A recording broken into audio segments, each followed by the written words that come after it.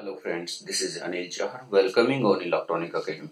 Okay, so let's begin with the next lecture of digital electronics topic sequential circuits. As in previous lecture we already discussed about the flip-flop. Okay, now we are going to talk about in this lecture starting with the registers. देखो flip flop क्या था, memory storing element थे. ठीक है, memory storing element थे, लेकिन flip flop कितनी bit of memory को स्टोर कर रहा था? Whichever with the flip flop, only one bit, that is the single bit of memory is stored by the flip flop.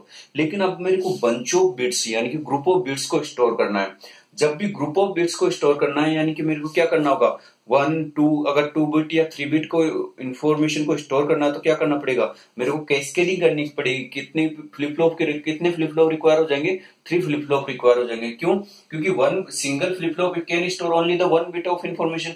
अगर 3 फ्लिप फ्लॉप को मैं सीरीज में अप्लाई कर दूंगा तो ये क्या करेंगे, all over 3 bit of information को स्टोर कर पाएगा. In register we are doing this phenomenon only. तो रजिस्टर मेमोरी को स्टोर कर लेंगे लेकिन बंच ऑफ मेमोरी को. तो cascading of flip flops, registers क्या है? Cascading of flip flop. Cascading यानी कि कनेक्शन है, सीरीज कनेक्शन की बात कर रहा हूँ कि सीरीज में 4 कनेक्शन दे दिए सीरीज. ठीक है, तो कैस्केडिंग ऑफ फ्लिप फ्लॉप्स. ठीक है, एंड बंच ऑफ बिट्स को to store the group of bits. Whether if I am going to store the n bit, then how many flip flops are required to store that n bit of information?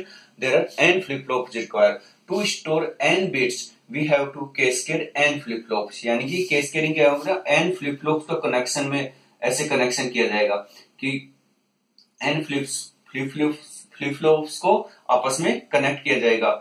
So after connecting n flip flops, we can store the n bit of information. As of now, we know that only the one flip flop can store 1 bit of information.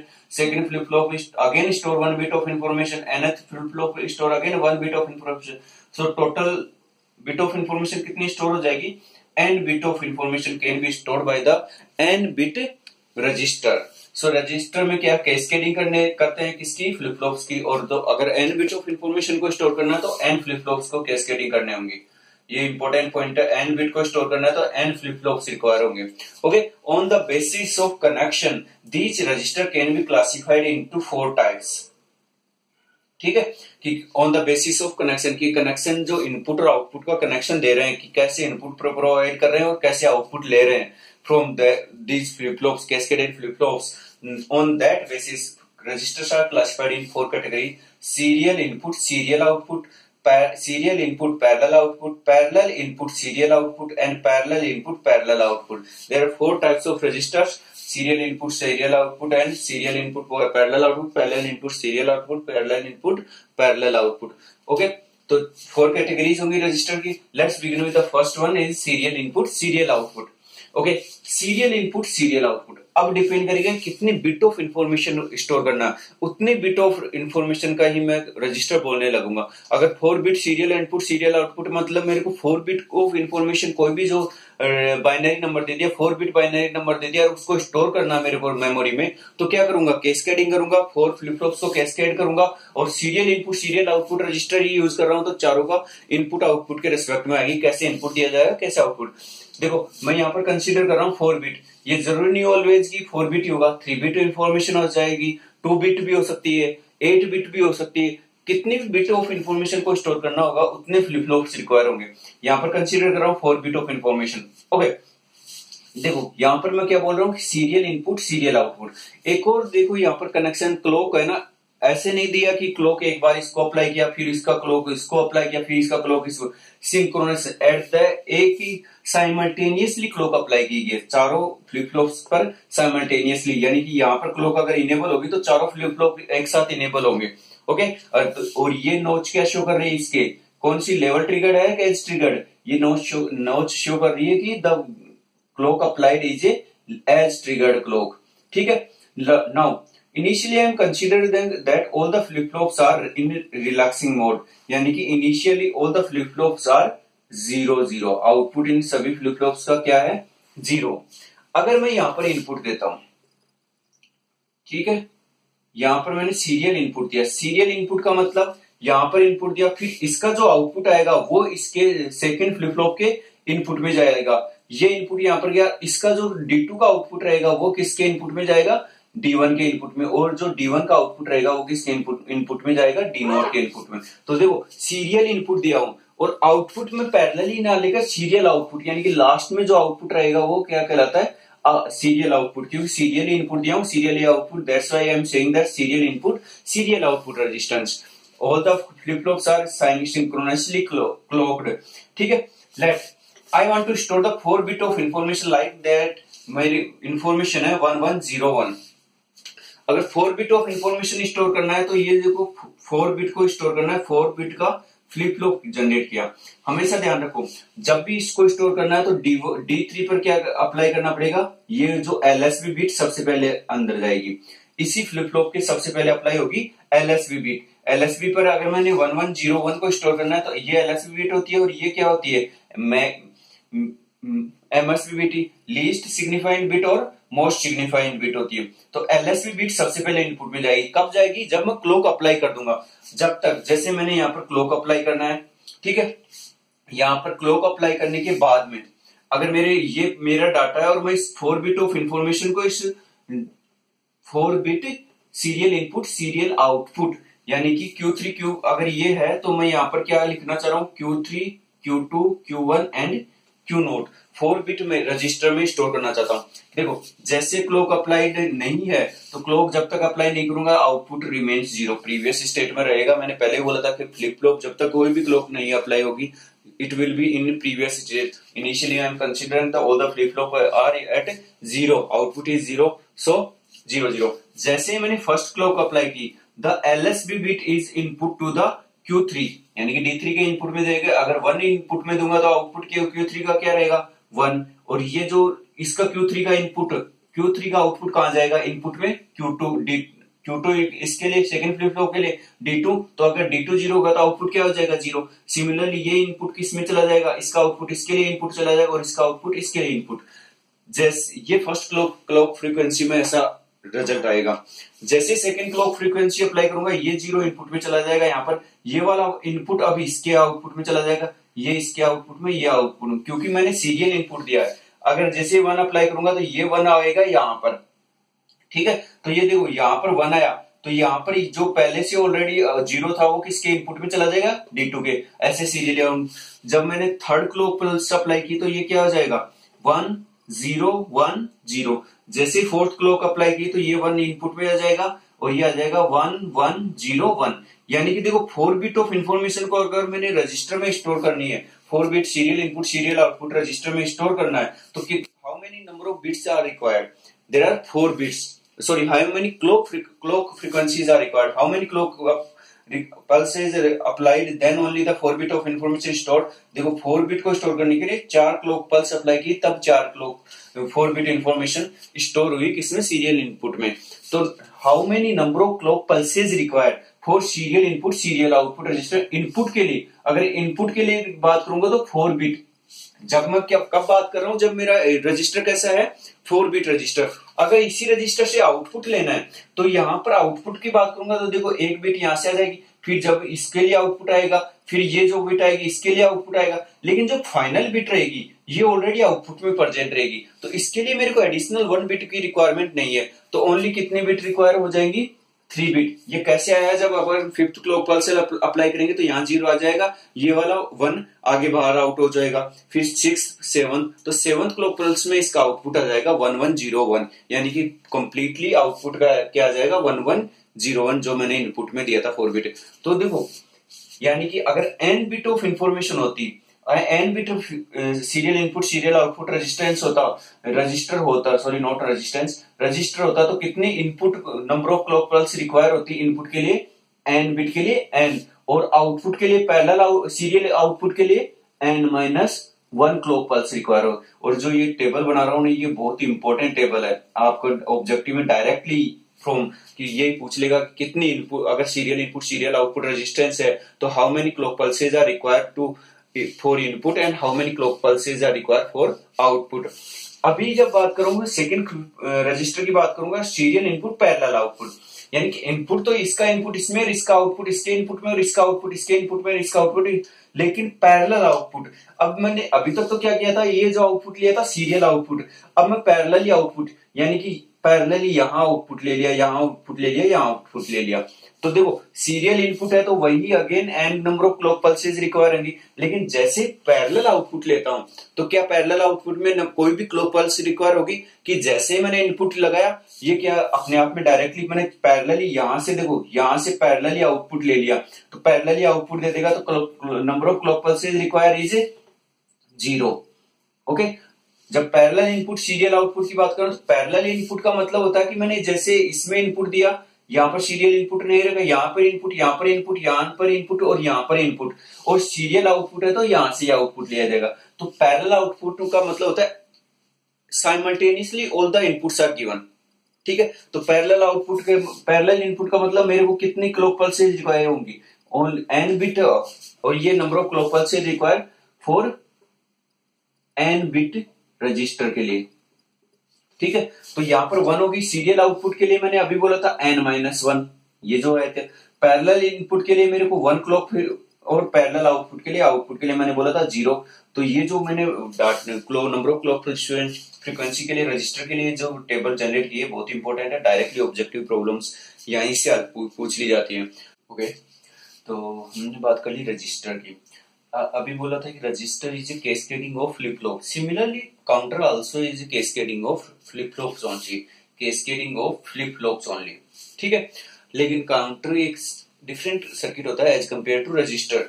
Okay, now देखो 1 flip flop है ना, हमेशा output में कितनी show करेगा, 2 state show करता है। 2 state मतलब या तो 0 रहेगी या 1 स्टेट रहेगी।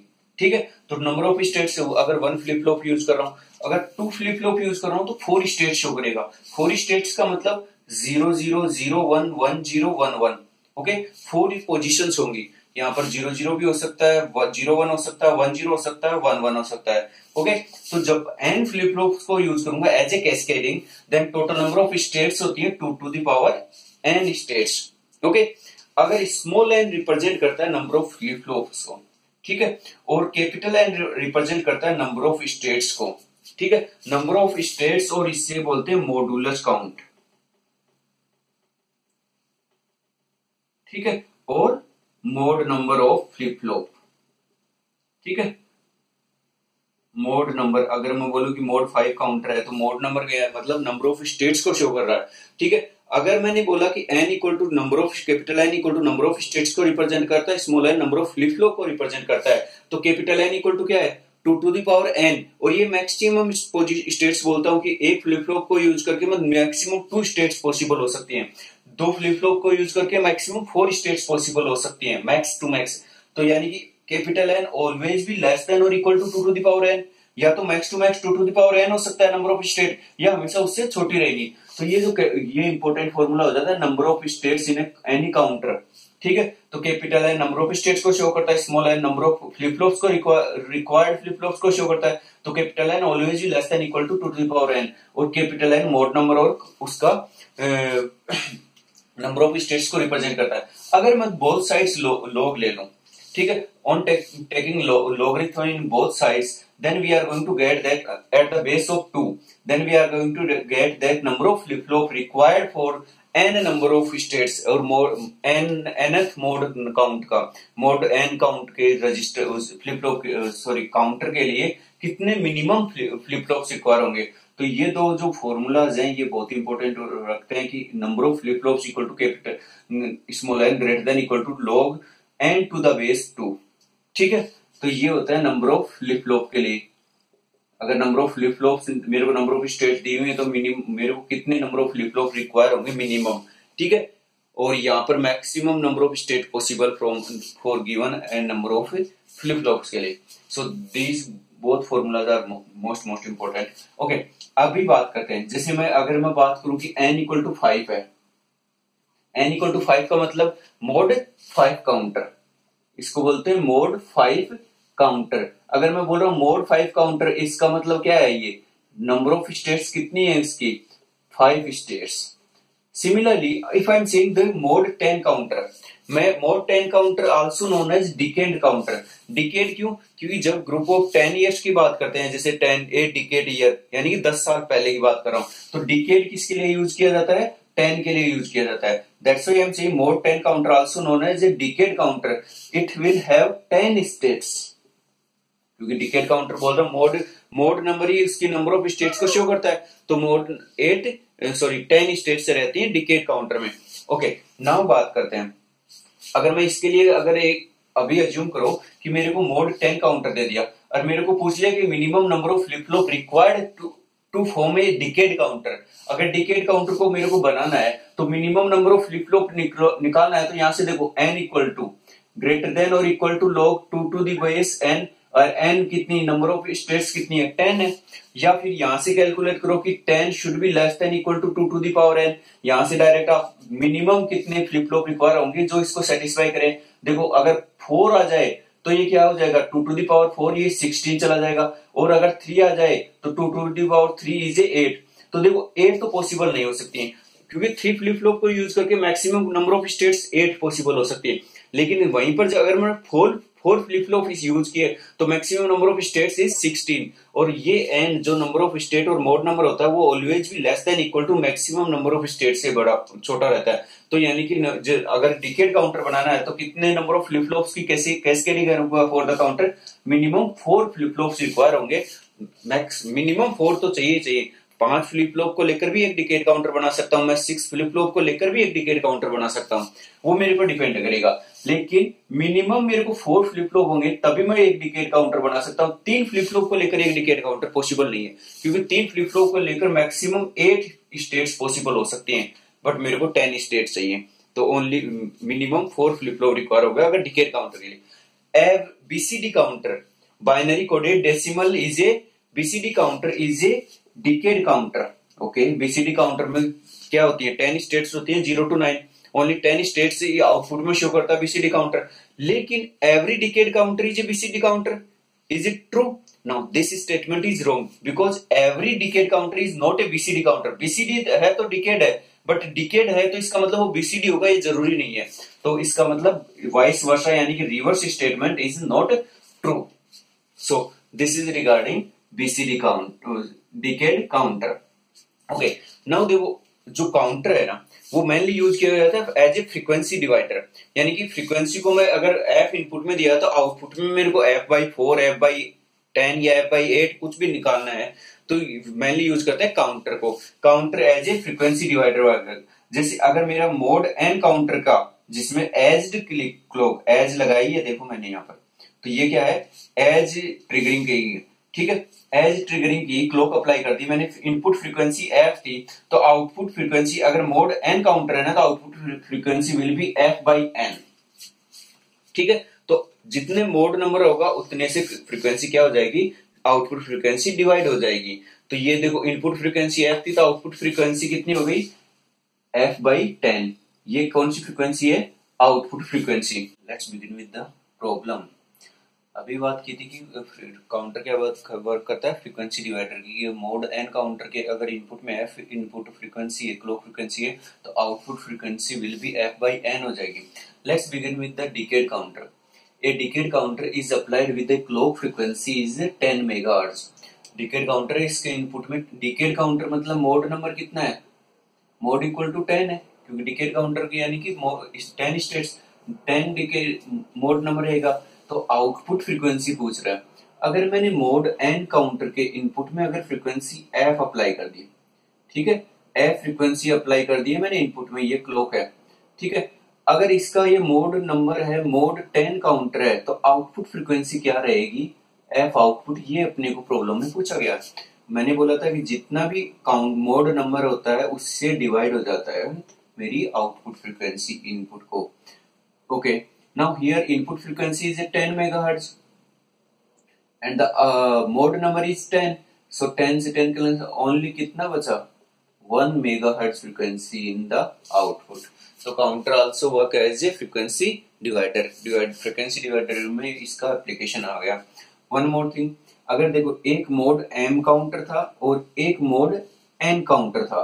और दोनों का कैस्केडिंग करके एक सर्किट के आउटपुट फ्रीक्वेंसी की, अगर ये मेरा मोड एम काउंटर है, ये मेरा मोड एन काउंटर है, तो देखो output frequency of this circuit cascaded, if two counters are cascaded with mode m and mode n, the output frequency of this is equal to input frequency divided by mn, because यहाँ पर जो overall mode number हो जाएगा वो mode number हो जाएगा mod m n, m into n हो जाएगा, ठीक है। So this is regarding when two counters are cascaded, here I am just taking two counters only, it does not imply that I can not take 3 counters, 4 counters, it may be, okay। So this is regarding frequency division, okay। So now let's talk about the application of counters. It to count number of clock pulses are applied. अगर किसी circuit में मेरे को number of clock pulses count करनी है तो अपन counter को use कर सकते हैं। इन दो सर्किट्स में भी ये यूज किया जाता है। फ्रीक्वेंसी डिवाइडर, इसका जस्ट एग्जांपल अभी शो किया है मैंने फ्रीक्वेंसी डिवाइडर का, ठीक है। टाइमर्स की तरह भी वर्क करता है, क्योंकि फ्रीक्वेंसी डिवाइडर है तो फ्रीक्वेंसी को टाइम में भी कन्वर्ट कर सकता हूँ मैं, टाइम पीरियड में, तो ये वर्क एज एप्लीकेशन इसका क्या है, टाइमर की तरह भी। वेव फॉर्म जनरेटर्स में जैसे स्मिथ ट्रिगर है, इसमें फ्रीक्वेंसी मेजरमेंट से स्मिथ ट्रिगर क्या करता है, कोई भी इनपुट में कोई भी अगर साइनसोइडल सिग्नल होगा और अदर सिग्नल होगा तो ये किस में कन्वर्ट कर देता है, इन दो स्क्वायर वेव कन्वर्टर करता है। तो स्मिथ ट्रिगर आउटपुट क्या देता है, स्क्वायर वेव कन्वर्टर में। एनालॉग टू डिजिटल कन्वर्टर्स में भी यूज होता है काउंटर का, और पल्स विड्थ मेजरमेंट में। मैंने अभी बोला था पल्स विड्थ क्या होती है, ये पल्स विड्थ होती है, तो इसको पल्स विड्थ के मेजरमेंट में भी किसका एप्लीकेशन है, काउंटर्स का। So let's begin with the classification of counters on the basis of clock applied, ठीक है। Depending on the clock frequency which is applied on the counter, on the basis of clock, the counters can be classified into 2 categories. One is a synchronous counter and another one is a asynchronous counter. जब synchronous counter की बात करता हूँ तो synchronous counter वो होते हैं जिनमें सभी जितने भी number of flip flop use किए जाते हैं, कैस्केडेड फॉर्म होता है काउंटर्स में, तो all flip flop are applied with a single frequency clock frequency, okay. तो all flip flops are applied with a same clock, ठीक है। अगर एक यूनिक क्लॉक से सभी को एक साथ साइमल्टेनियसली एक ही क्लॉक से अप्लाई किया जाता है, एक ही क्लॉक अप्लाई की जाती है all the flip flops, then this type of counter is known as synchronous counter. और if different flip flops are applied with the different clock frequency और different clock, then we are going to say that it is asynchronous counter, ठीक है। अभी example लेते हैं कि मेरे जैसे ये 3 बिट का मैं एक काउंटर बना रहा हूं, ठीक है। 3 बिट का काउंट 3 फ्लिप फ्लॉप्स को लेकर, ठीक है। 3 फ्लिप फ्लॉप्स को लेकर अगर मैंने काउंटर बनाया और मैंने बोला कि यहाँ पर तो ये क्लॉक फ्रीक्वेंसी अप्लाई कर दी है, लेकिन यहाँ के लिए जो क्लॉक है इसका जो आउटपुट आएगा वो क्लॉक की तरह वर्क करेगा, और यहाँ पर ये जो इसका आउटपुट है वो क्लॉक की तरह वर्क करेगा। तो क्या मैंने एक ही क्लॉक सभी क्लॉक उनके लिए सभी फ्लिप फ्लॉप के लिए अप्लाई की? नहीं, क्योंकि only one clock is applied on this flip flop, और अदर के लिए इसका जो आउटपुट रहेगा इसके लिए, और इसका जो आउटपुट रहेगा वो इसके लिए क्लॉक की तरह वर्क करेगा। So this kind of flip flop are known as asynchronous counter.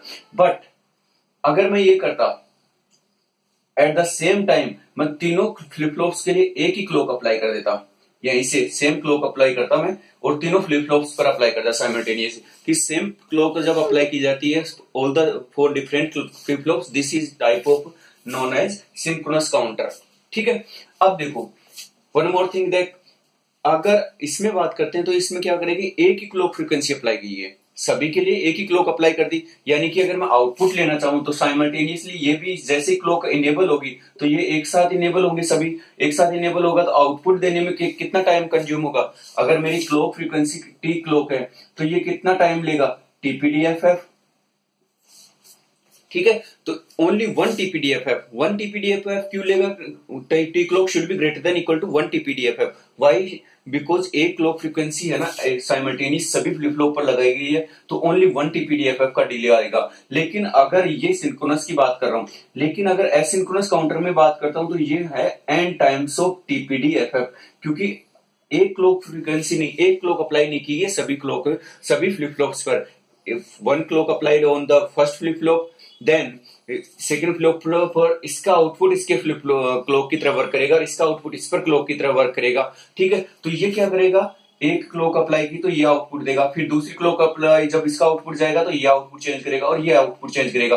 तो मतलब अगर डिले की बात करूं, एक क्लॉक में एक टीपीडीएफएफ यानी कि फ्लिप फ्लॉप डिले आता तो तीन क्लॉक, दूसरी क्लॉक अप्लाई होगा तो इसका डिले आएगा, तीसरी क्लॉक अप्लाई करूंगा तो इसका डिले आएगा। तो total number of clock frequency should be greater than equal to total clock time and TPDFF. यानी कि अगर इसका आउटपुट चेक करें सिंक्रोनस काउंटर का, तो देखो सिंक्रोनस काउंटर ने एक टीपीडीएफएफ से बड़ा होते ही इसने आउटपुट देना, कोई एरर नहीं देगा और ये फास्ट, तो ये क्या हो गया, फास्टर हो गया। ये क्या हो गया, एसिंक्रोनस फ्लिप फ्लॉप और सॉरी काउंटर इज स्लोअर हो गया, क्योंकि इसमें जो क्लॉक टाइम पीरियड है वो greater than equal to should be greater than equal to TPDFF, और ये जो क्लॉक टाइम पीरियड है for asynchronous counter it is n times of TPDFF. अगर साइमल्टेनियसली अगर मैं फ्रीक्वेंसी की बात करूं तो यहाँ पर एफ मैक्सिमम, क्योंकि देखो फ्रीक्वेंसी क्या होती है, frequency equal to 1 upon time T clock है नहीं है, तो जब 1 अपॉन टी क्लॉक होता है फ्रीक्वेंसी, तो यहाँ पर देखो अगर मैं सिंक्रोनस काउंटर की बात करूं तो ये ग्रेटर देन इक्वल टू, तो ये लेस देन इक्वल टू हो जाएगा 1 अपॉन टीपीडीएफएफ। यस और नो, सिंक्रोनस काउंटर के जो मैक्सिमम फ्रीक्वेंसी की बात करूं, मैक्स टू मैक्स कितना हो सकता है, ये बराबर हो सकता है 1 अपॉन टीपीडीएफएफ। लेकिन वहीं साइमल्टेनियसली बात करता हूं मैं एसिंक्रोनस काउंटर की, तो एसिंक्रोनस काउंटर में क्या होता है, एन टीपीडीएफएफ का डिले होता है बाई क्लॉक फ्रीक्वेंसी। जो क्लॉक टाइम पीरियड अप्लाई किया जाता है, क्लॉक टाइम पीरियड वो should be minimum greater than equal to N times of TPDFF, यानी कि जो N times of flip flop delay से बड़ा होना चाहिए। तो मैक्स टू मैक्स कितनी क्लॉक फ्रीक्वेंसी हो सकती है, 1 upon n times of TPDFF. So this is regarding asynchronous counter के लिए 1 upon n TPDFF. Okay, simultaneously इसलिए any count sequence can be possible. अगर मैं सिंक्रोनस काउंटर की बात करता हूँ, कोई भी सिंक्रोनस काउंटर है तो उससे मैं मेरी मनचाही सीक्वेंस भी जनरेट कर सकता हूँ। मैं इनिशियली तो 0 जनरेट करना चाहता हूँ, लेकिन मैं बाद में यहाँ पर 3 जनरेट करना चाहता हूँ, उसके बाद में अगर मैं 2 जनरेट करना चाहता हूँ और उसके बाद में 1 जनरेट करना चाहता हूँ। ठीक है, ये तो चलो मैंने एक प्री डिफाइंड, अगर मैं बोलूं यहाँ से स्टार्ट करेंगे तो ये 3 2 1 हो जाएगा, लेकिन 3 के बाद में 0 के बाद में मैंने 2 स्टार्ट कर दिया, यहाँ पर 1 स्टार्ट कर दिया और फिर यहाँ पर डायरेक्ट आउटपुट दे दिया। तो ये क्या कोई सीक्वेंस फॉलो कर रहा है क्या, 0 2 3 एंड देन ओके। अगर 0 2 3 भी सीक्वेंस फॉलो करोगे, 0 1 2 कर देंगे और अदर भी क्रिएट कर सकता हूं। तो इसमें एनी काउंट ऑफ सीक्वेंस अगर काउंट करनी है तो मैं कौन सा फ्लिप फ्लॉप यूज करूंगा, synchronous counter. But asynchronous counter में क्या होगा, fixed count sequence is possible. Fixed count sequence possible मतलब या तो अप काउंटर की तरह वर्क करेगा या डाउन काउंटर, यानी कि अगर 3 बिट काउंटर में यूज कर रहा हूं तो 3 फ्लिप फ्लॉप को लेकर तो टोटल 8 पॉसिबल आउटपुट्स रहेंगे। तो देखो 0 0 0 0 1 0 1 0 0 1 1 1 0 0, ये क्या है, फिक्स सीक्वेंस है। कौन सा आ रहा है, अप काउंटर हो रहा है कि 0 0 के बाद में 1 हुआ, 1 के बाद में 2 हुआ, 2 के बाद में 3, 3 के बाद में 4, 4 के बाद में 5, तो ये क्या होगा, अप काउंटर। तो ये क्या, ये स्पेशलाइज्ड एक फिक्स्ड सीक्वेंस है। अगर मेरे पास पहले से 7 दे देता, 7 उसके बाद में मैं बोल रहा हूँ कि 6, उसके बाद में 5, ठीक है, और उसके बाद में 4, ये क्या हो गई, फिक्स्ड सीक्वेंस हो गई। लेकिन ये क्या कर रहा है, यहाँ तो अप कन्वर्जन हुआ था, यहाँ पर डाउन कन्वर्जन हो रहा, तो यानी कि ये किसकी तरह वर्क करेगा, अप काउंटर की तरह, और ये डाउन काउंटर के। तो एक फिक्स्ड सीक्वेंस जनरेट की जा सकती है with the help of asynchronous counter, and any sequence can be generated with the help of synchronous counter. Example बात करते हैं सिंक्रोनस काउंटर का, ring counter is an type of synchronous counter. और asynchronous counter की बात करते हैं तो रिपल काउंटर, रिपल काउंटर की बात करूंगा तो रिपल काउंटर की अभी डिस्क्रिप्शन में और पूरा बात करेंगे, जिसमें कि अप काउंटर की तरह वर्क करेगा और डाउन काउंटर की तरह भी वर्क करेगा। So this is the basic difference between synchronous counter and asynchronous counter. तो यहाँ पर मैक्सिमम क्लॉक फ्रीक्वेंसी कितनी हो सकती है, 1 अपॉन टीपीडीएफएफ। यहाँ पर maximum clock frequency 1 upon n times of TPDFF. Okay, so slower कौन सा होगा, क्योंकि यहाँ देखो फ्रीक्वेंसी कम हो गई तो यहाँ पर टाइम पीरियड रिक्वायरमेंट क्या हो जाएगा, ज्यादा, तो ये स्लोअर होता है asynchronous as compare to synchronous. Synchronous fast होता है। वन मोर थिंग, अगर मैं जब भी क्लॉक जैसे 0 0 से 0 1 जाऊंगा, 0 0 1 जाऊंगा, या 0 0 1 से 0 1 0 जाऊंगा, तो जब भी एक जो दिया हुआ है ना, एक नंबर से दूसरी स्टेट में जाता हूं, तो क्या होता है, number of transition states will appear in the case of asynchronous counter, but in the case of synchronous counter there is no transition state। यानी ट्रांजिशन स्टेट का मतलब, अगर मेरे को जैसे यहां से यहां जाना है, ठीक है, तो मैं डायरेक्टली यहां से यहां नहीं जा सकता हूं। इस बीच में ये सिंक्रोनस काउंट, ये जो काउंटर है ना, जैसे 0 0 1, अगर मैं यहां से यहां जाना चाहूं 2 पर भी, तो ये क्या करेगा, बीच में कुछ ट्रांजिशन स्टेट आएंगी, उसके बाद में ये कन्वर्ट होकर यहाँ आएगा। यहां से बात करें तो यहाँ पर देखो, अगर ये 001 पर बात करूंगा तो यहाँ से ये क्या करेगा, बीच में कुछ ट्रांजिशनल स्टेट आएंगी, उसके बाद में ये आएगा, तो transitional state will appear in asynchronous counter, और जो सिंक्रोनस काउंटर में there is no transitional state. So this is the basic differences between classification of on the basis of clock, synchronous counter and asynchronous counter. Let's begin with the ripple counter. Ripple counter कैसा counter है? Asynchronous counter अभी बताया था कि ripple counter is asynchronous counter, यानी कि ripple counter से asynchronous counter होता है, उसमें एक फिक्स्ड जो सीक्वेंस जनरेट करता है वो फिक्स्ड होती है, ये या तो अप काउंटर होगा या डाउन काउंटर, यानी कि अप काउंटर मतलब 0 1 2 3 4 एक फिक्स सीक्वेंस आएगी, या फिर 7 8 7 6 5 3 5 4 3 डाउन काउंटर होगा. ठीक है, तो रिपल काउंटर एक एसिंक्रोनस काउंटर होता है. In this flip flop, in this counter, यानी कि रिपल काउंटर की बात कर रहा हूं, in this counter flip flop works in toggle mode. ये ऑलवेज होता है. जब भी रिपल काउंटर की बात करता हूं तो फ्लिप फ्लॉप हमेशा किस में वर्क करेगा, टॉगल मोड में. और जैसे जेके फ्लिप फ्लॉप यहाँ यूज कर रहा था, जेके फ्लिप फ्लॉप टॉगलिंग कब करेगा, अगर जे इक्वल टू के इक्वल टू 1 हो and clock is applied, clock enable हो, क्लॉक इक्वल टू 1. ठीक है, तो वो क्या कंडीशन है, toggling of JK flip flop. ठीक है, that's why I am just taking one example of 3-bit ripple counter.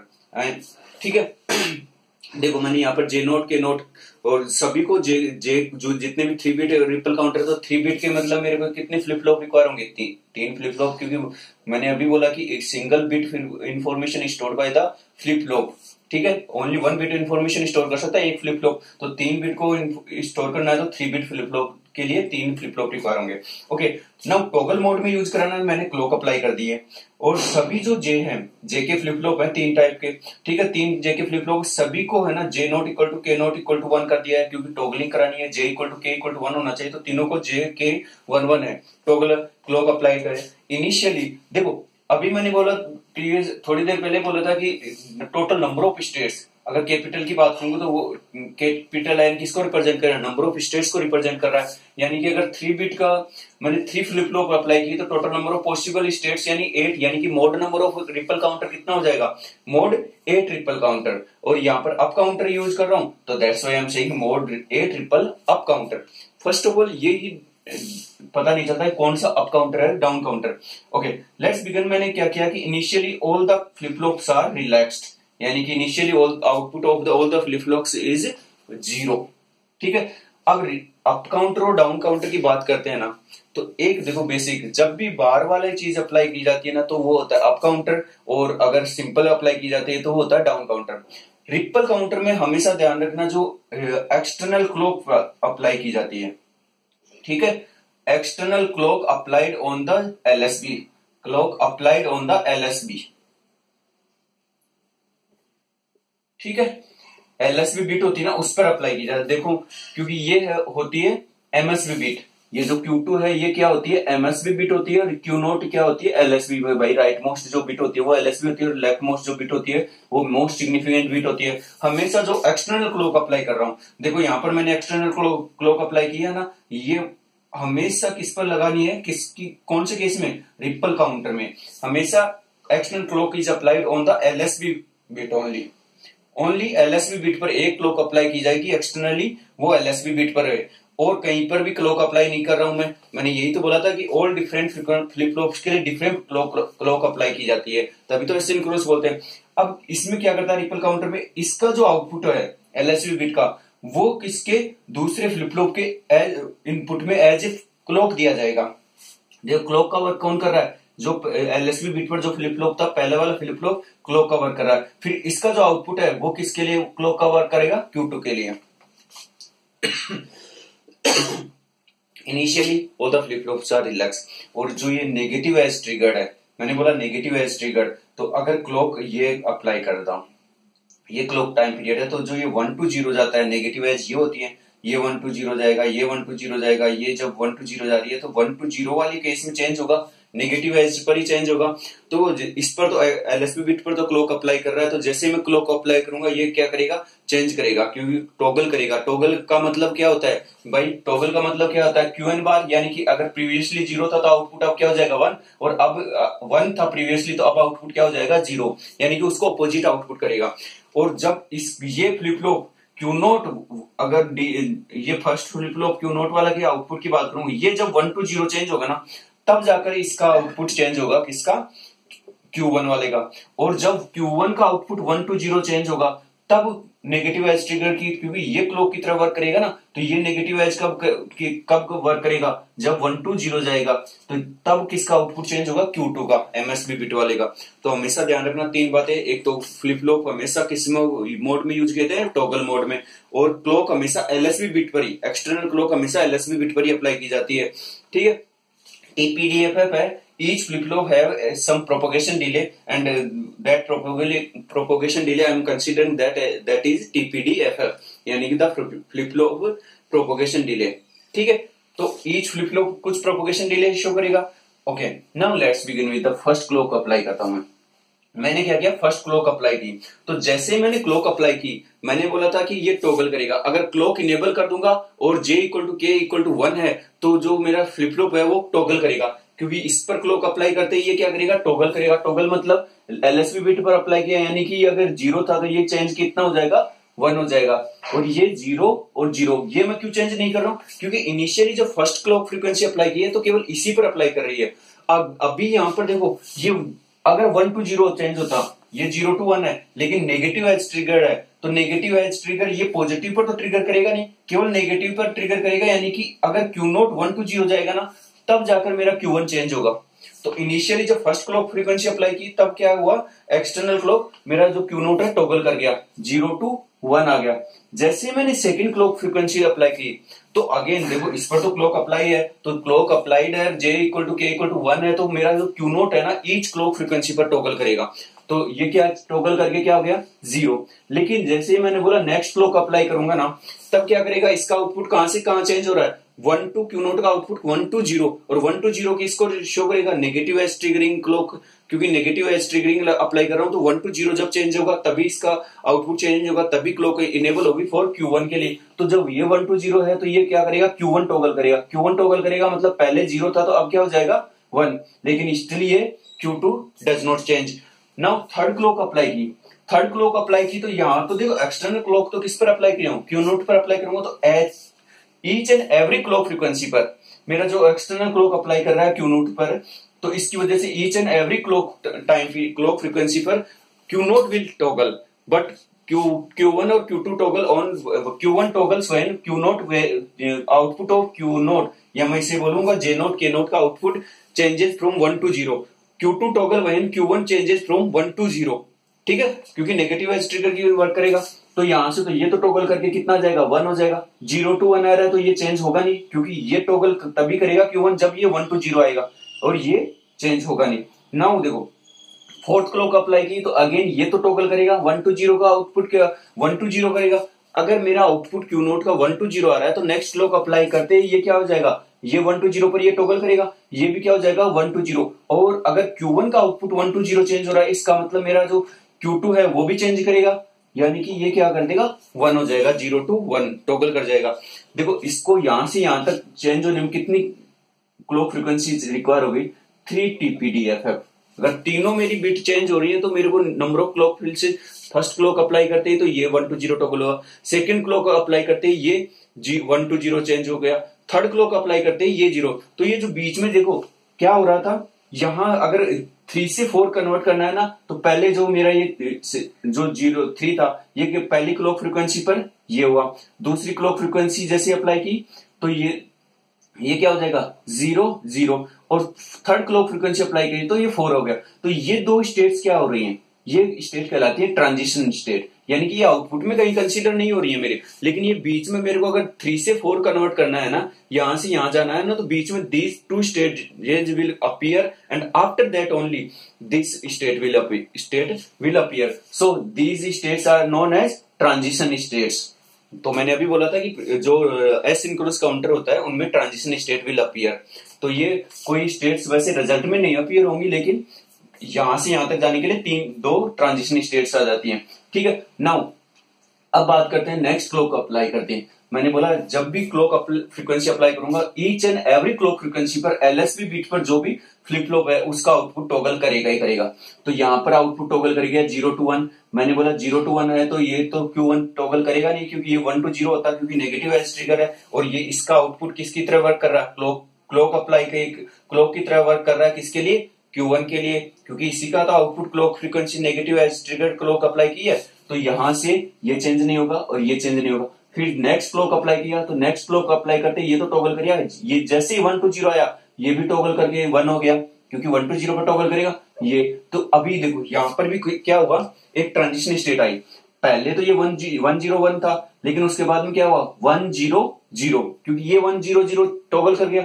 और सेकंड क्लॉक अप्लाई करते ये क्या हो गया 110। तो ये जो स्टेट आई ये क्या कहलाती है, ट्रांजिशन स्टेट। ठीक है, नाउ सेवंथ क्लॉक अप्लाई करने पर क्या हुआ, सेवंथ क्लॉक ये तो टॉगल करेगा 0 to 1, ये 1, क्योंकि और तो टॉगल करेंगे नहीं, क्योंकि ये 1 ना तो 1 to 0 जा रहा है, ना ये 1 to 0 जा रहा है, और ये भी नहीं। नेक्स्ट 8 क्लॉक फ्रीक्वेंसी अप्लाई की तो ये क्या करेगा, टॉगल करके 1 to 0। जैसे ये 1 to 0 गया तो ये भी टॉगल करेगा, ये 1 to 0 गया तो ये भी टॉगल करेगा। तो आउटपुट इनिशियली 0 अगेन जहां से 0 से स्टार्ट किया था अगेन 0 आउटपुट। तो total number of clock frequency कितनी रिक्वायर होगी अगर मेरे को मोड 8 काउंटर बनाना है। मोड 8 काउंटर देखो, अप काउंटर बोल रहा हूं। अप काउंटर का मतलब इनिशियली 0 फिर 1 फिर 2, क्योंकि ये 001 एक बाइनरी में 1 है, ये 010 बाइनरी में 2 है, 011 ये बाइनरी में 3 को रिप्रेजेंट करते हैं। तो देखो 1 2 3 4 5 6 7 और फिर अगेन 0 आ गया। तो काउंटर है ना, ये इन्हीं स्टेट्स को रिप्रेजेंट करता है। तो ये क्या हो गया, टोटल नंबर ऑफ स्टेट्स कौन सी अपीयर हो रही है, 0 1 2 3 4 7 तक अपीयर हो रही है, फिर अगेन 0। तो total number of states 8 states appear होती है। That's why we are saying that it is mod 8 triple counter. और ये स्टेट्स क्या होती हैं, ये ट्रांजिशन स्टेट्स होती हैं। ठीक है, तो सिंक्रोनस काउंटर में ये स्टेट्स अपीयर नहीं होगी, ये किस में अपीयर हो रही है, एसिंक्रोनस काउंटर में। एक बात और करते हैं, यहां पर अगर मेरी जो क्लॉक फ्रीक्वेंसी f इनपुट में थी तो यहां पर ये क्या हो जाएगी, f/2 हो जाएगा, क्योंकि इसका टाइम पीरियड दुगना हो जाएगा। और यहां पर यही क्लॉक फ्रीक्वेंसी इसके आउटपुट में f/4 हो जाएगी। और ऑल ओवर आउटपुट में क्लॉक फ्रीक्वेंसी f/8। मैंने पहले बताया था कि जब भी मोड जितना स्टेट मोड नंबर होता है क्लॉक फ्रीक्वेंसी उतनी से डिवाइड हो जाती है। तो ये क्या हो गई f/8, मोड 8 काउंटर था तो f/8। सो देखो ये मैंने अप काउंटर जनरेट करके बताया। Similarly, we can also generate the down counter।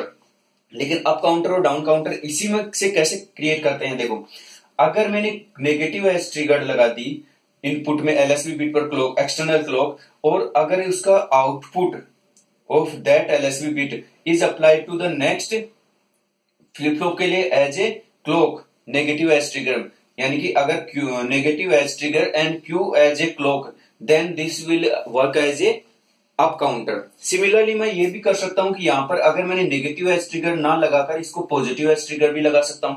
जब पॉजिटिव एज ट्रिगर लगाऊंगा तब मेरा जो इसका जो आउटपुट का क्लॉक है ना वो ये हो जाएगा, क्यू बार उसके क्लॉक के लिए वर्क कर जाएगा। तो ये भी क्या कंसीडर किया जाएगा, ये दोनों किसको रिप्रेजेंट कर रहे हैं, अप काउंटर ओनली। तो देखो जब भी बार आ रहा है तब क्या आ रहा है, अप काउंटर है। या तो देखो पहले तो क्या था, नेगेटिव एज ट्रिगर तो क्यू एज ए इनपुट में दे रहा, एज ए क्लॉक दे रहा था। ठीक है, नेगेटिव एज ट्रिगर के लिए क्यू एज ए क्लॉक दे रहा था, तो यहां पर बार आया तब अप काउंटर। या फिर मैंने जब पॉजिटिव एज ट्रिगर दे दिया तो क्यू बार एज ए मैंने क्लॉक के लिए अप्लाई कर दिया, तो यहां पर बार आ गया। तो जब भी बार आता है ना तो वो जो जनरेट होता है वो फ्लिप फ्लॉप होता है, अप काउंटर जनरेट होगा। लेकिन अगर इसी फ्लिप फ्लॉप को मेरे को डाउन काउंटर बनाना है तो डाउन काउंटर में क्या करेगा, अगर मैंने ये पॉजिटिव एज ट्रिगर लगा दिया और इसका नेगेटिव एज ट्रिगर और Q bar as a clock लगा दिया, यहां पर बार था यहां पर बार था, नेगेटिव एज ट्रिगर्ड और Q bar as a clock लगा दिया, या फिर पॉजिटिव एज ट्रिगर्ड और क्यू एज ए क्लॉक लगा दिया। जब जहां पर कोई बार नहीं आएगा ना वो बनेगा कौन सा flip flop, down counter. Sorry flip flop नहीं, काउंटर कौन सा बनेगा, डाउन काउंटर। सो ये अप काउंटर और डाउन काउंटर यहां से स्टार्ट होगा। तो देखो total number of clock frequency, clock time period कितना था, 8 क्लॉक, 1 2 3 4। अगर यहां से ना कंसीडर करो तो यहां से कर लो 1 to 8, क्योंकि अगेन ये आएगा स्टेट जनरेट हो जाएगी 001 से लेकर अगेन। तो टोटल फ्रीक्वेंसी कितनी होगी, f/8। ओके, नाउ अब मैं क्या करना चाह रहा हूं, मेरा mode counter 3 flip flop use करूंगा बट मोड को रिड्यूस करता हूं, मोड नंबर को रिड्यूस करना चाहता हूं। जब भी मोड नंबर को रिड्यूस करना है, जैसे मैं बोल रहा हूं कि मोड 5 ट्रिपल अप काउंटर बनाना है, तो मिनिमम रिक्वायर्ड फ्लिप फ्लॉप कितने हो गए? 3 फ्लिप फ्लॉप, क्योंकि 2 फ्लिप फ्लॉप में मैक्सिमम नंबर ऑफ स्टेट्स और मोड नंबर कितना पॉसिबल हो सकता है?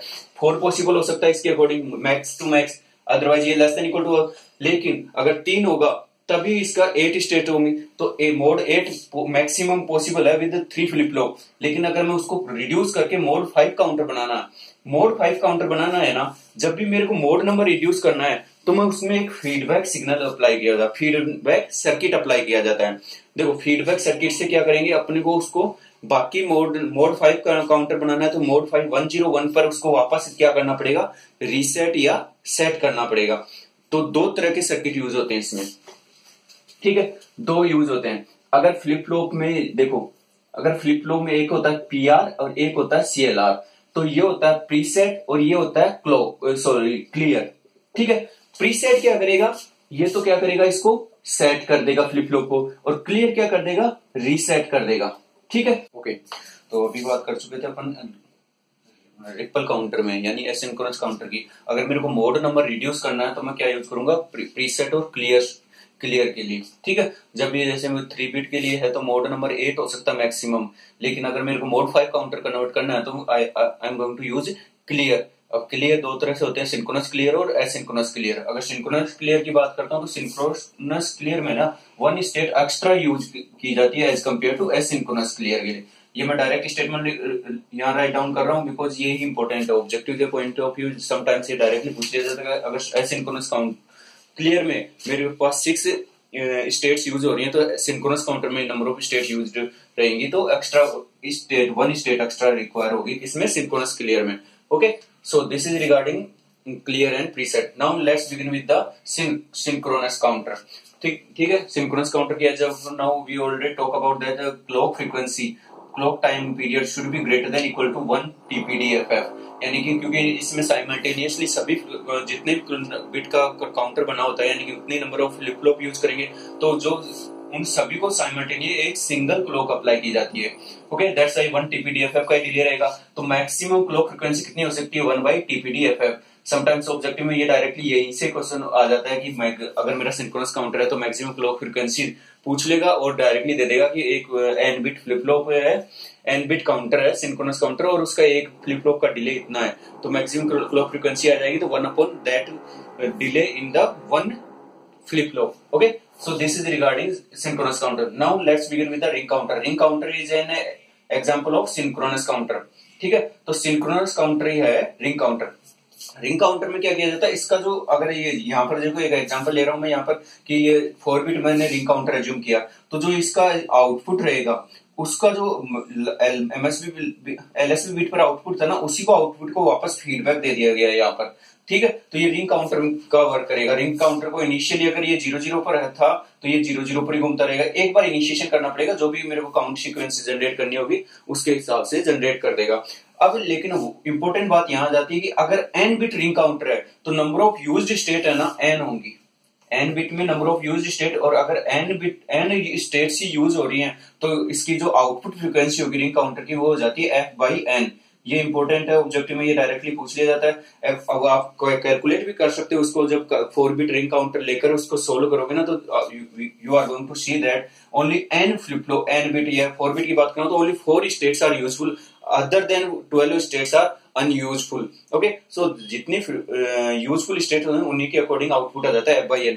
जॉनसन रिंग काउंटर और ट्विस्टेड रिंग काउंटर, ठीक है, इसका नाम है जो Johnson ring counter. Twisted ring counter में क्या करेंगे, इसका आउटपुट को इन्वर्टेड आउटपुट दिया जाता है एज ए इनपुट के रेस्पेक्ट में।